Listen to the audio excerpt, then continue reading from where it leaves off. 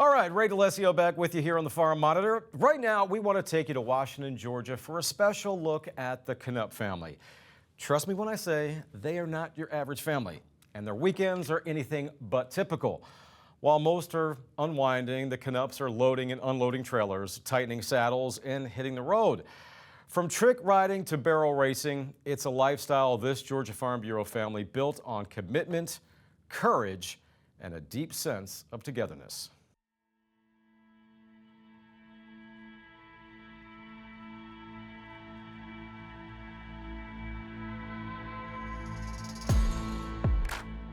They say the road to the rodeo isn't a straight one.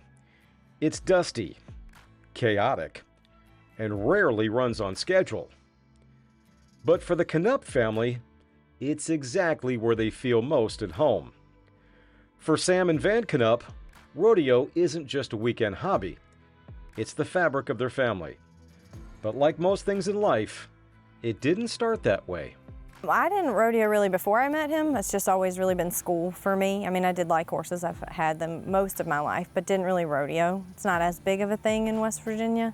But we did it for a while and he never really stopped, which I think is one of the reasons why our kids are in it so much. It'd be easy to stop and not take them and just stay at home, keep it simpler. But we have toted them along on everything since day one. I didn't grow up rodeoing. And then I grew up, I played ball, and then when I started rodeoing, I realized quick that you can go all over the country and you're one big family. And for Van, it was never about pushing his kids to follow in his boots. It was about showing up together. I've told them from an early age that they can make a living doing what they love, and they can make a living doing horses. It may not be the best living, or it could be the best living. It just depends on what level they want to take it to and the opportunities that open up for them. These days, together looks a little different. With 3 girls, Hannah, Sadie, and Annie, riding in different events and sometimes different towns, family weekends now mean dividing and conquering. So it's a little bit different now. It's actually kind of rare, I feel like, that we all get to rodeo together. Usually he's with Sadie at one and I'm with the oldest at another high school rodeo, and they compete both in different ways. So it's rare that we all get to do it together, but some weekends we do.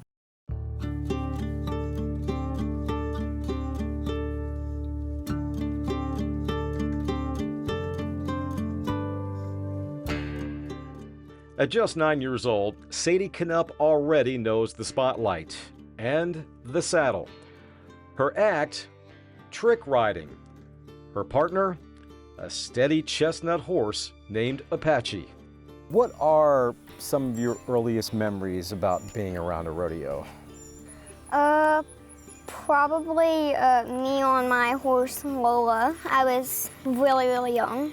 That's her. Oh, okay. But me on my horse Lola at a junior rodeo. How about a normal day in Sadie's life as far as practicing, whether it be for the rodeo or trick riding? Take us through a typical day and how you practice. I normally practice new tricks. I'll do my old tricks again. And I'll learn new techniques. Sadie's days are a blend of practice, repetition, and a little imagination, like the time she fell asleep in the barn, on her horse. I took my blanket. I got ready, I took my blanket up there, and I got on him, and his butt cushion was my pillow, and I just fell asleep. Like, I fell asleep right there, and then my dad looked everywhere, in the truck, in the house, in the clinic. If Sadie is the showstopper, then Annie is the firecracker. The middle Canup daughter is just starting to find her stride in the arena. At 5 years old and beyond her years, she's already dreaming of the day she can perform right beside her big sister. I like barrel racing, and I like doing poles. When you watch Sadie, what goes through your mind? What do you think about? I think about, like, should I cheer first? Should I not? I don't know. A lot of times I'm more of a, they're young and they're learning, and just kind of let it happen however it happens, and I know that that's part of rodeoing and horses is, there's going to be days that you can, if you try to make something happen, it's not going to happen. How do you find that balance to where you're not pushing them too hard to where they burn out? Do you just let them go? I think it's a daily struggle that we've done a lot of here lately. When they say they need a break, as long as they've worked hard, then they need a break and they get the break. But if they're not practicing, if they haven't practiced, then they need to get out and go practice. Where would you like to see yourself in 5 years, as far as the rodeo stuff and the trick riding? What would you like to see yourself in 5 years be doing? In our forage in Las Vegas, it would be a big travel and stuff if I wanted to go there, but it's a really big rodeo. Best people in the world go there. They normally don't have that many acts, but I'm hoping that I can be one of them. In a world that moves fast, the Canups are choosing something different. Long roads, hard work, and the kind of memories that don't come with shortcuts.